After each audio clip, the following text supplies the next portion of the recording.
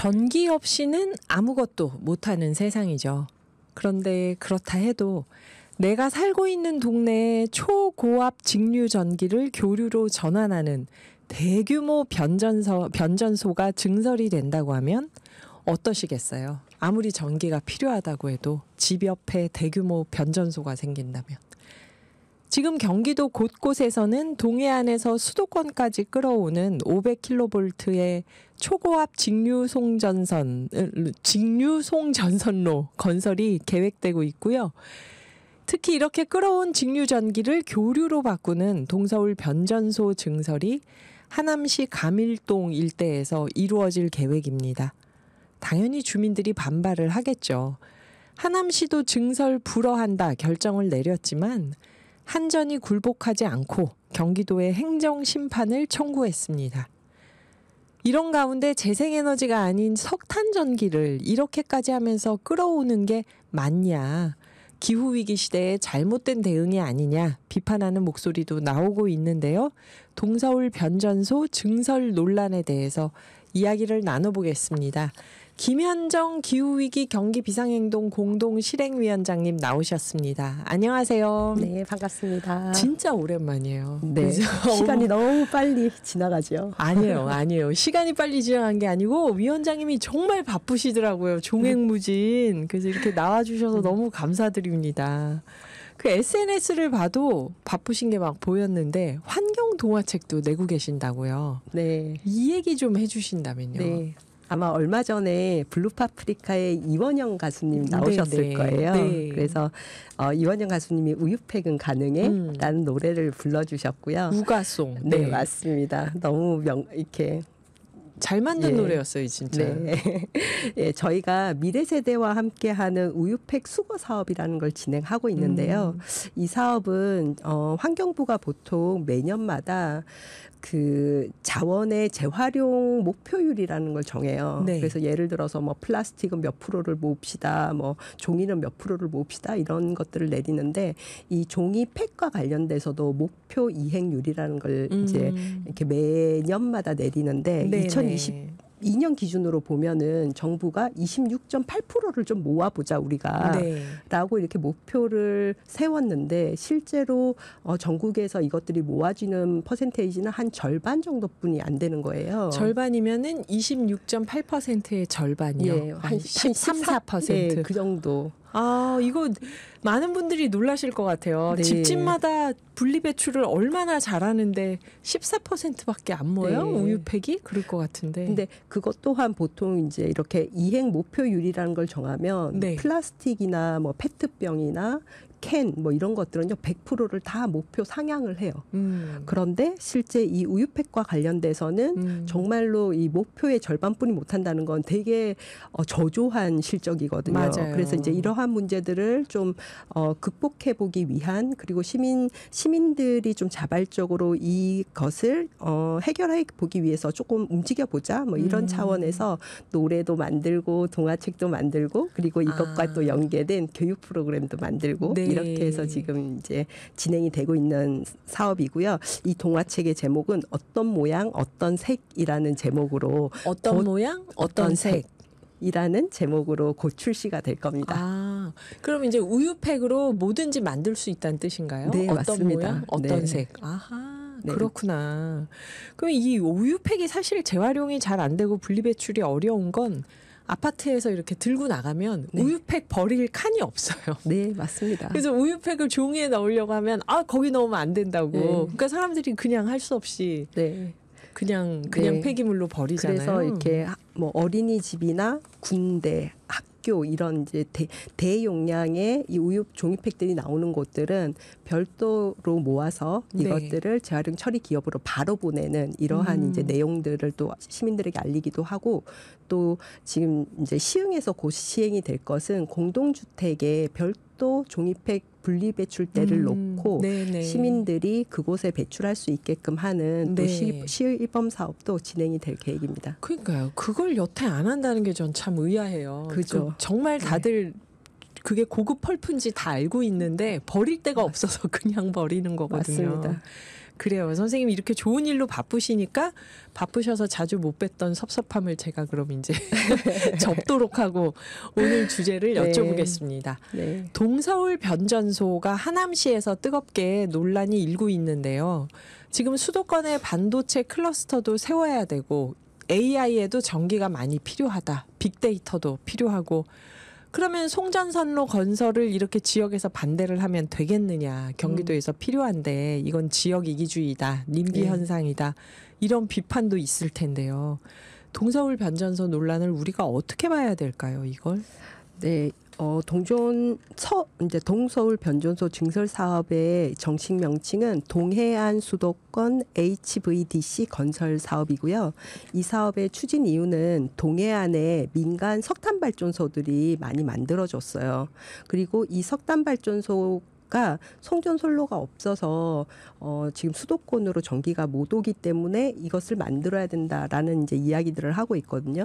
근데 동해안에 석탄 발전소가 만들어지는 당시에 그 동해안에 있는 지역 주민들이 굉장히 반대를 많이 했어요. 네네. 단순히 그러니까 우리 지역에 이게 들어온다는 것만의 문제가 아니라 이 발전소가 다 완료가 되고 나면 결국은 이 기후 위기의 문제로 그리고 송전선로의 문제로 결국은 전기를 못 보낼 텐데 왜 만드냐라는 이제 그런 주민들의 반대들이 있었고 네. 그리고 실제로 지금 그 문제가 제기되고 있고요. 그리고 이 송전선로 사업만으로도 4조 6천억이라는 천문학적인 비용이 들어가요. 그리고 송전선로의 길이가 약 230km 정도 되고요. 그리고 이 구간에 총 440개의 송전선로가 만들어지는 거거든요. 네.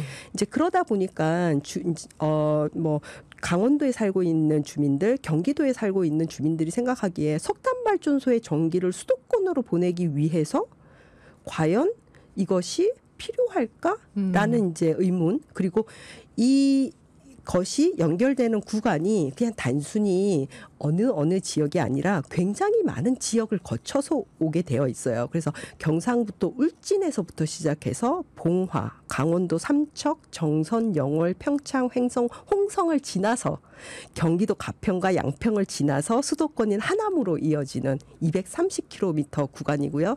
이 과정에서 시민들은 일방적인 어떻게 보면 희생을 강요당하고 있는 이제 실정인 거죠. 그래서 이 사업에 대한 지금 경기도에 있는 경기도민들은 반대 운동의 구호를 무엇으로 설정했냐면 네. 경기도민은 석탄 전기를 거부합니다. 라는 이름으로 운동을 시작을 했고요. 네. 여러분들이 생각하시기에 이러한 그런 사업의 내용과 그리고 정말 이렇게 많은 지역들이 피해를 보고 있는데 우리가 정말 이 사업을 님비라고 할 수 있을까? 라는 것에 대해서는 한번 생각해 볼 필요가 있고 적어도 우리는 이러한 것들을 님비라는 이름으로 볼 것이 아니라 우리나라 전체적인 정책이 제대로 정말 만들어진 게 맞나? 이렇게 많은 사람들이 반대하고 있고 많은 지역들이 반대하고 있는데 라는 측면에서 좀 볼 필요가 있지 않을까 싶습니다. 저는 선생님 말씀 들으면서 강원도의 민간 석탄 발전소들을 이렇게 신규로 막 여러 네. 개를 지었다고 하는데 탄광들 다 폐쇄했잖아요. 네. 그게 모르는 사람들이 들으면 강원도에 탄광들이 있고 석탄을 캐는데 거기 발전소 짓는 걸 왜 반대해야 할지 모르겠지만 이 석탄 다 수입한 석탄 아닌가요? 맞습니다. 우린 다 탄광 폐광하고 그럼 강원도 분들은 탄광 폐광해가지고 동네에 탄도 안 나오는데 네. 수입을 외국에서 한 석탄으로 발전소를 세우는 걸 우리 동네에 세웠으니 어떻게 이걸 반대를 안 했겠어요? 강원도 지역 주민들이. 참 안타까운 일이네요, 이게. 네, 맞습니다. 그래서 이 수입한 석탄으로 강원도에서 민간 석탄 발전소에서 전기를 만드는 걸 230km 송전선로를 이제 건설해서 수도권으로 갖고 온다는 거잖아요. 아유, 이게 참 어려운 문제인데 HVDC라고 말씀을 해주셨는데 이게 초고압 직류 송전선로라고요. 이게 한전에서는 송전선로가 초고압이지만 직류라서 전자파가 안 나온다. 그리고 하남 변전소는 전자파 발생이 기준치 이하다. 이렇게 발표를 했습니다. 그러면 이거는 또 어떻게 봐야 될까요? 그러면 반대할 명분이 훅 줄어드는데? 네, 우리는 보통 기준치 이하니까 괜찮다라는 말을 참 자주 듣습니다. 네네. 특히 이러한 문제에서. 그런데 우리는 한번 있잖아요. 기준치라는 것에 대해서 한번 생각해 볼 필요가 있어요. 환경과 안전의 영역에서 기준치는 영향을 줄 수 있으니 기준치 이상을 넘지 말라라는 의미를 가지고 있는 것이 기준치 이하기 때문에 괜찮다라는 메시지를 주기 위한 것이 아니지요. 그렇죠. 계속 쌓이는 거니까 몸에. 네네. 아. 그렇기 때문에 그리고 또 그럼 기준치인데 그럼 누구를 기준으로 했는가? 네네. 라고 보면 대부분이 신체 건강한 성인 남성을 기준으로 해서 이 기준치를 정하거든요. 아. 그러면 우리는 모두가 신체 건강한 그런 남성인가? 성인 그리고 남성들도 신체 건강한 분들이 많지 않죠. 지금. 그렇죠. 그리고 신체 건강한 남성이라 하더라도 네. 평생을 지속적으로 이러한 전자파에 노출이 된다라고 하면 정말로 건강에 문제가 안 될까? 그렇네요. 이러한 생각을 해볼 수도 있고요. 그리고 외국에서 이탈리아나 스위스 같은 나라들에서는요, 장기간 규칙적으로 생활하는 건물이나 그리고 공공 또는 개인용 어린이 놀이터, 주거 지역 뭐 이런 곳에서 4시간 이상을 이렇게 머무르게 되는 것들 같은 경우는요, 국제 권고 기준보다 8배에서 10배 이상 엄격한 기준을 적용시키고 있어요. 그곳에서 규칙적으로 오래 머물게 되면 계속 축적이 되니까 그런 거겠죠. 그렇죠. 네. 그런데 지금 이 동서울 변전소가 저희가 이 얘기 5부에서 또 이어가겠습니다. 네. 둘 다 지금 막 집중하다 보니 5부에서 뵙겠습니다. 동서울 변전소를 증설하는 걸 어떻게 봐야 되는가? 김현정 기후위기 경기비상행동 공동실행위원장님께 이야기 듣고 있는데요. 아까 그 동서울 변전소 있는 가밀동 일대에 이게 기준치 이하 전자파여서 괜찮다는 게 맞냐 얘기를 해주셨잖아요. 네네. 기준치 이하니까 문제 없다가 아니다. 그 설명을 해주셨는데 여기 변전소 일대에 그러면은 뭐 주민들이 많이 살고 있나요? 네, 일단 한 번 더 강조드리자면 주거지와 그리고 4시간 이상 머무르는 학교나 병원 네. 그리고 기타 건물들과 관련돼서는 외국 같은 경우는 전자파의 국제 권고 기준보다 8배에서 10배 이상 엄격한 기준을 적용하고 있습니다. 그런데 동서울 변전소가 있는 가밀동 같은 경우는요. 이 네. 주변에 19개 아파트 단지가 있고요. 아이고. 그리고 교육시설이 매우 가까이 있어요. 아, 그러면 뭐 그리고- 어린이집 초중고들이 네네네. 있는 건가요? 예를 들어서 이 변전소를 기준으로 해서 반경 1.4km 안에 네. 어린이집이 40개, 유치원이 6개, 초중고가 7개가 있습니다. 그리고 2024년 6월 기준 네. 올해 6월 기준으로 가밀동 주민은요 약 4만 명이 이 인근을 살고 있거든요. 그런데 만 14세 이하의 주민이 8,300명이에요. 이건 전체 인구의 그러니까 전체 가밀동의 21% 정도 되고요. 네. 그리고 25세에서 44세의 가임기 여성도 7,000명이 넘어요. 그리고 이 비율은 18% 정도가 됩니다. 그래서 어떻게 보면 이런 동별로 해서의 14세 미만 인구가 전국에서요 1위인 지역이에요. 아이고, 그만큼 그렇구나. 어린 세대들 그리고 가임기 세대가 많이 살고 있는 지역이라는 말이죠. 평균 연령이 젊은 동네네요, 여기가. 맞습니다. 그러니까 이게 어린이들 이렇게 모여 있는데 기준치 이하니까 문제 없다. 네. 동의가 잘 안 되시는 네. 거죠. 그래서 저는 이 세대들에게 기준치 이하니까 문제 없다라는 말을 자신 있게 할 자신이 없고 그리고 이건 정말 우리가 해서는 안 되는 일이 아닌가라는 생각을 정말 많이 하게 됩니다. 네. 근데 한전에서는 기존 변전소 시설 모두 옥내로 옮겨서 주민 네. 건강권이나 경관 논란을 없앴다. 경관 논란을 없앴다 그러는데 네. 이거는 여기 하남시에서도 옥내로 옮기는 건가요? 이건 어떻게 봐야 되나요?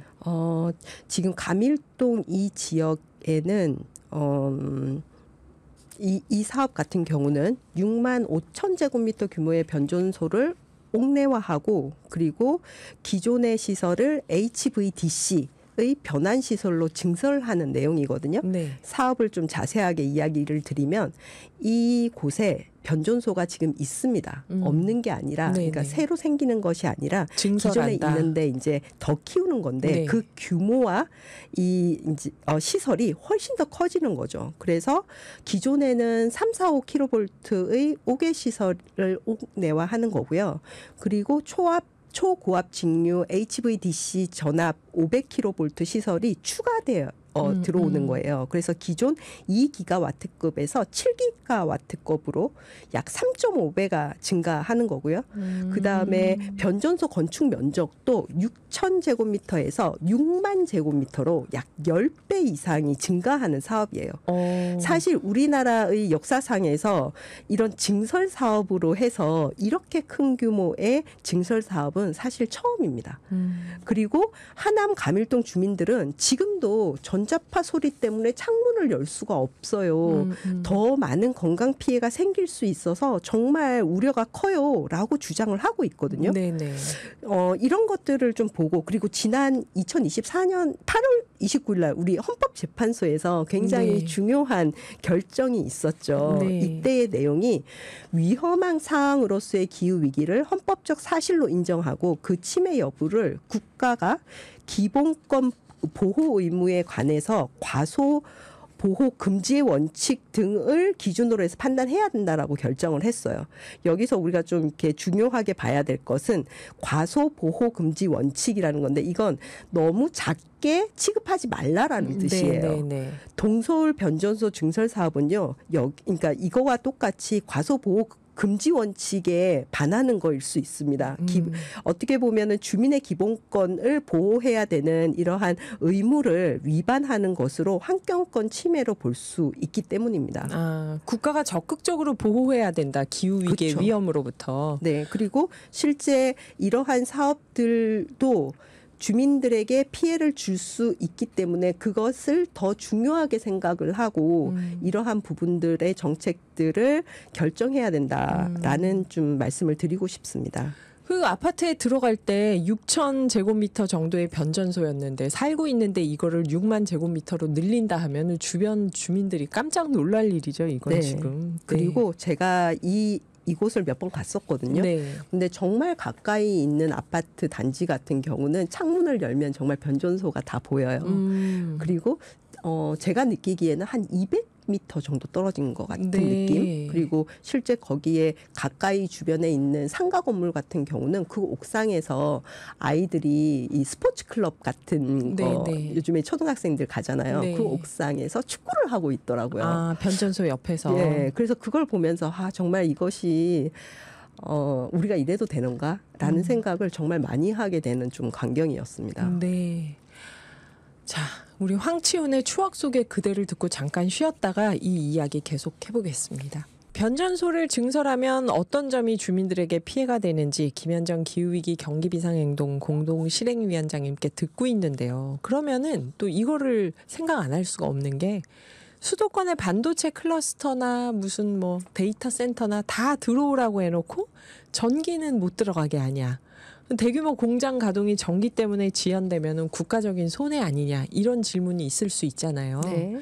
이거는 어떻게 해결할 수 있다고 보시나요? 증설을 반대한다면. 사실 그렇게 되면 우리 지역에서 우리 경기도에서 필요한 전기는 우리가 만들어서 써야 된다라는 이야기를 드리고 싶고요. 실제로 화석연료 중심의 국가 산업단지 전력공급 계획은요. 앞으로 향후를 본다라고 하면 국가적 손해를 더 크게 가져올 수 있습니다. 아마 여러분들이 지속적으로 이 산업과 관련돼서 기후위기와 산업, 뭐 ESG 이런 이야기들 계속 들으실 텐데요. 사다법인 이제 넥스트에서는 한국 산업계가 직면한 기후 리스크의 손익 영향 분석에서 보면요.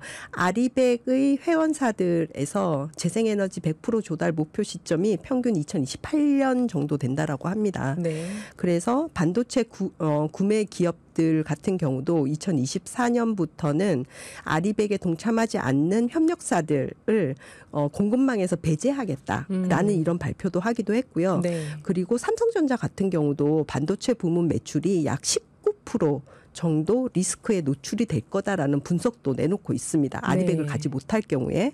이렇다라고 하면 화석연료 위주의 전력 공급 계획은요. 아리백 달성을 더 어렵게 만드는 것이고 그리고 삼성전자와 같은 이런 이제 글로벌 기업들의 경쟁력을 오히려 국가가 더 악화시킬 수 있다라는 것으로 볼 수 있을 것 같습니다. 2022년 기준으로 한국의 태양광과 풍력 뭐 이런 것들의 전체 전력 공급은요 약 5.4% 정도이거든요. 네.